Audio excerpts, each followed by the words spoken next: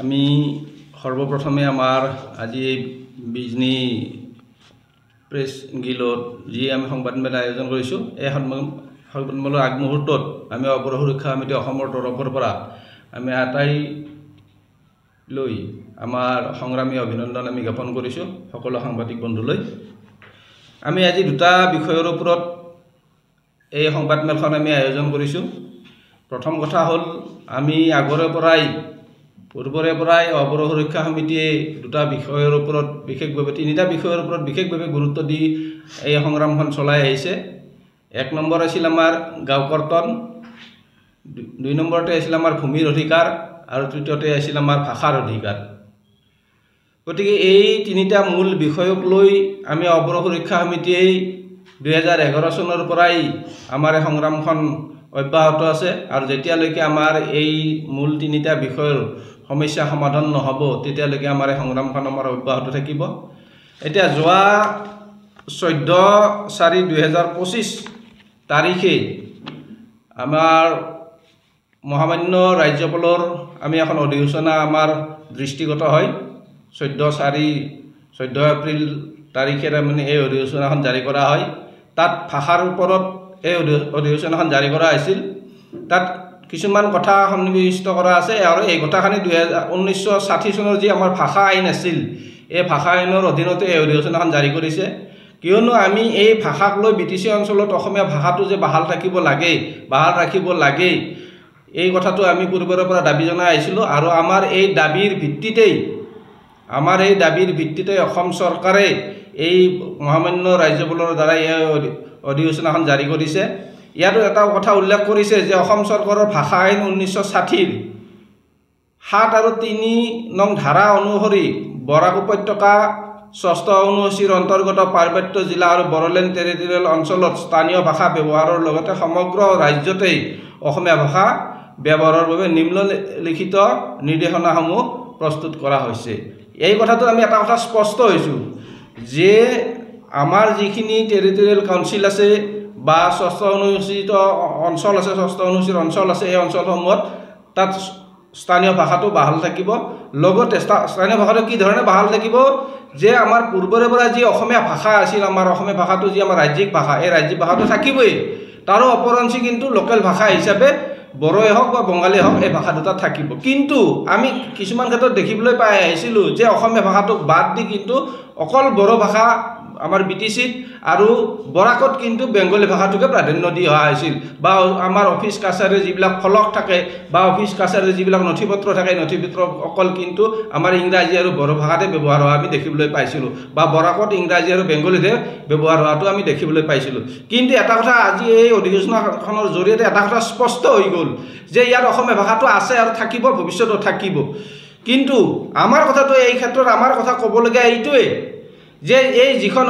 আজি অধিসূচনা জাৰি কৰা হ'ল এই অধিসূচনাৰ যিখিনি কথা সন্নিৱিষ্ট কৰা হ'ল আমাৰ পূৰ্বলৈ ভৱিষ্যতে যাতে এই অধিসূচনাখনত জাৰি কৰা যিসমূহ নিয়ম এই নিয়ম মতে যাতে এই বিটিচি অঞ্চলত অসমীয়া ভাষাটো থাকে বা এই নিয়ম মতে যাতে ভাষাৰ যিটো ব্যৱহাৰ এই ভাষাৰ ব্যৱহাৰটো যাতে এই নিয়ম অনুসৰি হয় এই কথাটো আমি আমাৰ বিটিচি চৰকাৰে হওক বা অসম চৰকাৰে হওক আমি অসম চৰকাৰ বা বিটিচি চৰকাৰৰ ওচৰত আমি অনুৰোধ বা ৰাখিম বা দাবী ৰাখিম আৰু আমি এটা কথা লক্ষ্য ৰাখিম যদি এই অধিসূচনাৰ বাহিৰত যদি অসমীয়া এই ভাষাৰ ইয়াত যদি ব্যৱহাৰ হয় অপপ্ৰয়োগ হয় তেতিয়া কিন্তু অপৰ সুৰক্ষা আমি হাতাপতি বহি নাথাকে ইয়াৰ বিৰুদ্ধে এটা তীব্ৰ গণ আন্দোলন আমি গঢ়ি তুলিম এইটো হ'ল যে আমাৰ গাঁও কৰ্তনক লৈ আমি আগতে কৈছোঁ যে যেতিয়াৰে পৰা বিটিচি গঠন হৈছিল তেতিয়াৰে পৰা কিন্তু আমাৰ এই গাঁও কৰ্তনৰ দাবীটো আমাৰ আছিল আমি আমাৰ এই দাবীৰ ভিত্তিতেই 2020 চনৰ যিখন বিটিআৰ চুক্তি হ'ল বড়ো শান্তি চুক্তি বুলি যাক কোৱা হয় এই বিটিআৰ চুক্তিখনত এটা কিন্তু দফা উল্লেখ কৰা হৈছিল যে গাঁও অন্তৰ্ভুক্তি আৰু গাঁও কৰ্তন আমি গাঁও অন্তৰ্ভুক্তি আৰু গাঁও কৰ্তন এই গাঁও কৰ্তনৰ বিষয়টোক লৈ আমি চৰকাৰৰ ওচৰত বহুবাৰ আমি আলোচনাটো মিলিত হৈছিলোঁ অসম চৰকাৰৰ ওচৰত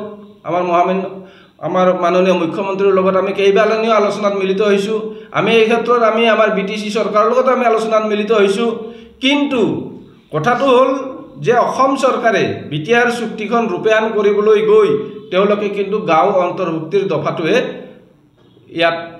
কাৰ্যকৰী কৰা আমি দেখিবলৈ পালোঁ। আমাৰ যিটো দাবী আছিল যে গাঁও কৰ্তন, এই গাঁও কৰ্তনৰ দফাটো কিন্তু তেওঁলোকে আজিলৈকে কাৰ্যকৰী কৰা আমি দেখিবলৈ পোৱা নাই। গতিকে আমাৰ কথাটো হ'ল যদি গাঁও কৰ্তন তেওঁলোকে কৰিব পাৰে আৰু গাঁও কৰ্তন আৰু গাঁও অন্তৰ্ভুক্তি লৈ এখন কমিশ্যনো গঠন কৰি দিয়া হৈছিল। গতিকে আমাৰ কথাটো হ'ল যে গাঁও অন্তৰ্ভুক্তি কৰক, যিসমূহ গাঁও স্ব ইচ্ছাই BTC অঞ্চলত বা বিটিআৰ অঞ্চলত অন্তৰ্ভুক্ত হ'ব বিচাৰিছে তাত আমাৰ ক'বলগীয়া একো নাই। যিসমূহ গাঁও নিজাকৈ বা স্ব ইচ্ছাই যদি অন্তৰ্ভুক্ত হ'ব বিচাৰিছে তেওঁলোকে যদি কোনোবাই আবেদন কৰিছে, কিন্তু সেই আবেদনটোৰ সত্যতা কিমান, কোনোবা এজন ব্যক্তিয়ে যদি আবেদন কৰিছে নে আচলতে সেই গাঁৱত বসবাস কৰা সকলো ৰাইজেই মিলিত হৈ সভা সমিতি পাতি প্ৰস্তাৱ গ্ৰহণ কৰি যদি আবেদন কৰিছে তাত আমাৰ আপত্তি কৰিবলগীয়া একো নাই। কিন্তু লুকাই চুৰকৈ যদি কোনোবা এজন ব্যক্তি বা কোনোবা ব্যক্তিয়ে যদি তাত আবেদন কৰি যদি কৰাৰ বিনিময়ত যদি গাঁওখন অন্তৰ্ভুক্তি কৰে কিন্তু তাত আমাৰ ক'বলগীয়া আছে। সেইকাৰণে আমি কৈছোঁ যে ইয়াত এটা কথা আছে যে কোনোবাই যদি গাঁও অন্তৰ্ভুক্ত হ'ব নিবিচাৰে, অন্তৰ্ভুক্ত হ'ব নিবিচাৰে, তেতিয়াহ'লে ইয়াত কথাটো কৈছে যে আমাৰ 5 তাৰিখে এই নটিফিকেশ্যনখন ওলাইছে অসম চৰকাৰৰ আমাৰ বড়োলেণ্ড ৱেলফেয়াৰ ডিপাৰ্টমেণ্টৰ পৰা, বড়োলেণ্ড ৱেলফেয়াৰ ডিপাৰ্টমেণ্টৰ পৰা এই নটিফিকেশ্যনখন ওলাইছে। কিন্তু কথাটো এই ক্ষেত্ৰত আমাৰ ক'বলগীয়া আছে যে অকল বড়োলেণ্ড ৱেলফেয়াৰ ডিপাৰ্টমেণ্টৰ পৰা যিখন নটিফিকেশ্যন ওলাইছে এই গাঁও অন্তৰ্ভুক্তিক লৈ আচলতে হ'ব লাগিছিল কি এই বড়োলেণ্ড ৱেলফেয়াৰ ডিপাৰ্টমেণ্ট আৰু আমাৰ যিখন আমাৰ গাঁও কৰ্তন, গাঁও ইনক্লুডিং আৰু গাঁও এক্সক্লুডিং এই যিটো আমাৰ কমিশ্যন আছিল এই কমিশ্যনৰ কথাটো ইয়াত সন্নিৱিষ্ট থাকিব লাগিছিল, কিন্তু ইয়াত নাই। দুৰ্ভাগ্যৰ কথা ইয়াত নাই। অসম চৰকাৰে এইটো নিজাববীয়াকৈ কৰিছে আৰু যিটো ডিপাৰ্টমেণ্টৰ জৰিয়তে এই নটিফিকেশ্যন জাৰি কৰা হৈছে সেই ডিপাৰ্টমেণ্টৰ কিন্তু মন্ত্ৰীটো কিন্তু আমাৰ ইউজি ব্ৰহ্ম ডাঙৰীয়া। গতিকে আমাৰ এই ক্ষেত্ৰত কথাটো এইটোৱেই যে এই নটিফিকেশ্যনখনত যিটো অজৰ আপত্তিৰ সময়সীমা দিছে 5 তাৰিখে, জুনৰ 5 তাৰিখে এই নটিফিকেশ্যন ওলাইছে, অজৰ আপত্তি দৰ্শোৱা সময়টো দিছে কিন্তু জুনৰ 6 তাৰিখলৈকে, 13 তাৰিখলৈকে। গতিকে মাত্ৰ কেইটা দিন, 8টা দিন, এসপ্তাহৰ ভিতৰত ধৰক এই 2 দিন বন্ধ গ'ল, ঈদ গ'ল, আজি ৰবিবাৰ, ইয়াৰ পাছত মাধৱদেৱৰ তিথি আছে আৰু ৰবিবাৰ পাব। গতিকে সময় মাত্ৰ কেইদিন পাব, হয়তো 3 দিন বা 4 দিন সময় পাব। এই 3 দিন বা 4 দিনৰ সময়ৰ ভিতৰত আমাৰ এই অঞ্চলৰ আমাৰ বেছিভাগ মানুহেই কিন্তু অশিক্ষিত, এই অফিচ কাছাৰীৰ বিষয়ে কিন্তু বেছিভাগ মানুহে নাজানে, বুজিও নাপায়।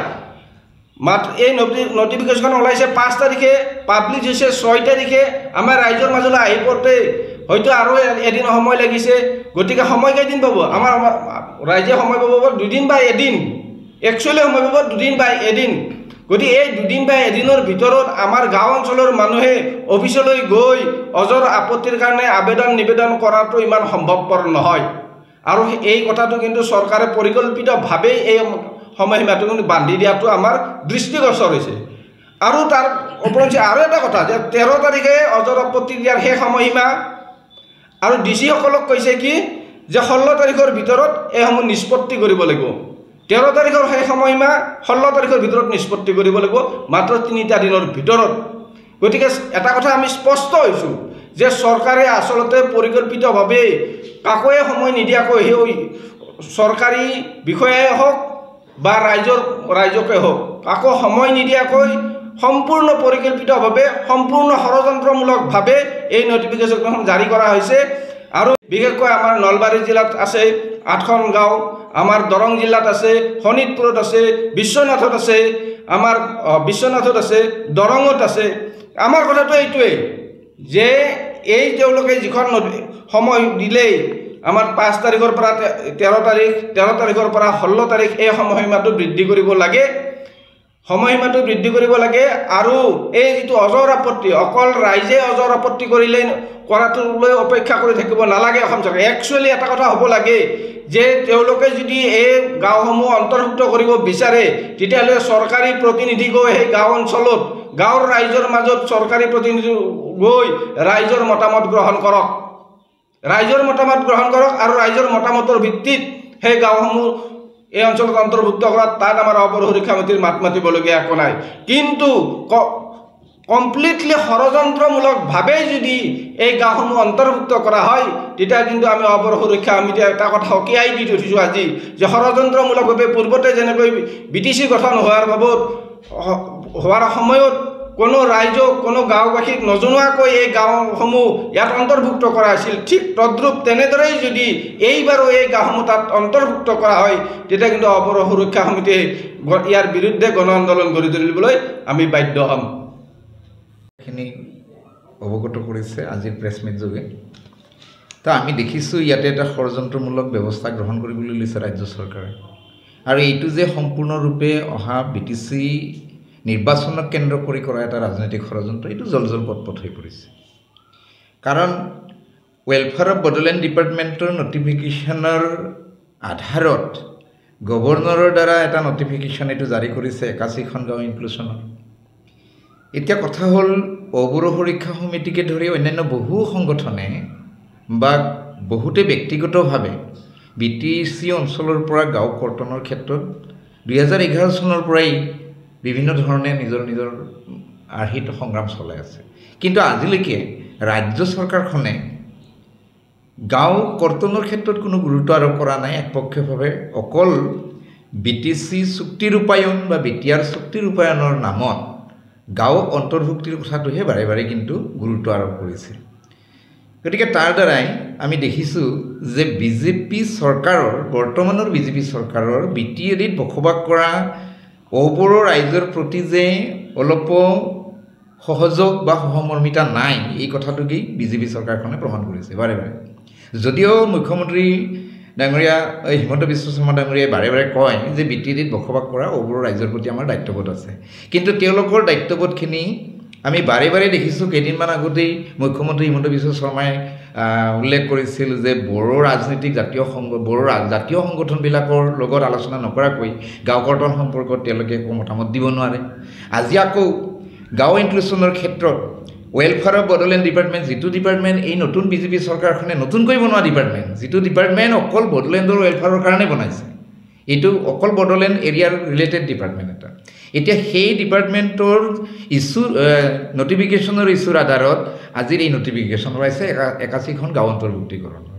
তাকো ইমান ষড়যন্ত্ৰমূলকভাৱে ইতিমধ্যে আমাৰ সম্পাদকে ব্যাখ্যা কৰিছে যে 13 তাৰিখত যদি কাৰোবাৰ কিবা অজৰাপত্তি আছে অজৰাপত্তি দৰ্শাবলৈ 13 তাৰিখৰ সময়সীমা দিছে আকৌ 16 তাৰিখত এখন ফাইনেল কৰিবলৈ ডিচিসমূহক সংশ্লিষ্ট ডিচিসমূহক এইটো নটিফিকেশ্যনৰ যোগেদি কোৱা হৈছে গতিকে 13 তাৰিখলৈকে মাজতে যে 4-5 দিন পাব ইয়াত কোনোবা ইণ্ডিভিজুৱেলি হওক বা কোনোবা অৰ্গেনাইজেশ্যনৰে হওক কিবা এটা অজৰাপত্তি কৰিবলৈ আচলতে সময় ইমান নাই আৰু মূল কথাটো হৈছে গাঁও অন্তৰ্ভুক্তিকৰণৰ যোগেদি এইটো ডেলিমিটেশ্যনৰ কথা কৈছে যে ডেলিমিটেশ্যন নতুনকৈ সমষ্টি পুনৰ নিৰ্ধাৰণৰ ব্যৱস্থা গ্ৰহণ কৰা হৈছে এতিয়া ডেলিমিটেশ্যনৰ কথাটো সম্পূৰ্ণৰূপে ইলেকশ্যনৰ কমিশ্যনৰ লগত জড়িত এটা কথা গতিকে ইলেকশ্যন কমিশ্যনৰ ওচৰত কিন্তু আমি অৱৰ সুৰক্ষা সমিতিয়ে নিশ্চিতভাৱে দাবী উত্থাপন কৰিম